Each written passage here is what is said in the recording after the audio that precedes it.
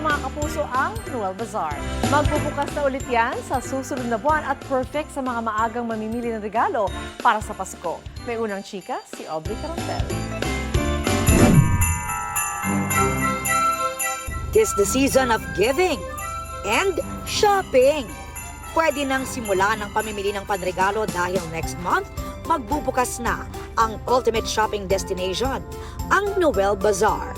Now on its 25th year, kapartner pa rin ang longest-running bazaar in the metro, ang GMA Network at GMA Kapuso Foundation.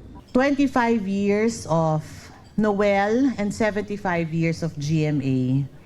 Just proof that in our ever-changing world, some partnerships are really meant to last and become stronger through time.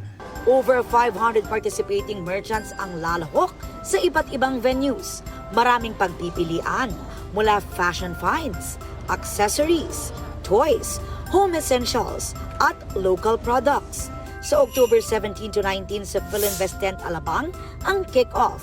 Lilipat naman sa Crystal Pavilion Okada, Manila from November 14 to 16, November 26 to 30 sa World Trade Center, at balik sa Philinvest Tent Alabang sa December 18 to 21. For the Okada run and for the World Trade Bazaar run, we have our, of course, very popular GMA Kapuso Foundation Celebrity Ukay-Ukay booth.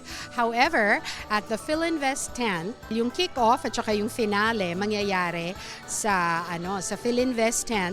We also have a special booth that offers direct donation to unang hakbang sa kinabukasan. Sa media conference, present ang ilang Kapuso ambassadors ng Noel Bazaar na sina sparkle artist Sky Chua at Kapuso P-pop group Cloud7 na ready na raw ang personal items na kanilang i-donate at ipa-auction. We're really excited po na makita lahat ng aming mga fans and lahat ng mga shoppers sa mga venues and dates ng Noel Bazaar. I'm always happy to help out, especially nung nalaman ko yung backstory ng Noel Bazaar.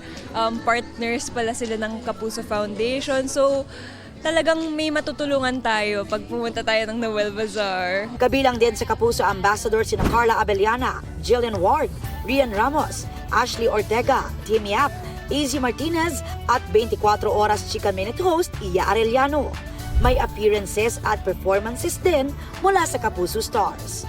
May mga mabibili ring gamit ng inyong favorite celebrities and GMA integrated news anchors. Hilig namin po sabihin sa Noel Bazaar, naka-shopping ka na, nakatulong ka pa. Dahil yung pagka pupunta ka, bumisita sa event, nag-shopping sa ukay-ukay or sa ating mga local merchants, nakakatulong din po talaga ito sa mga projects of Kapuso Foundation, lalong-lalo na sa pagpapatayo ng schools, tsaka yung mga disaster relief programs din po. Ito ang unang balita.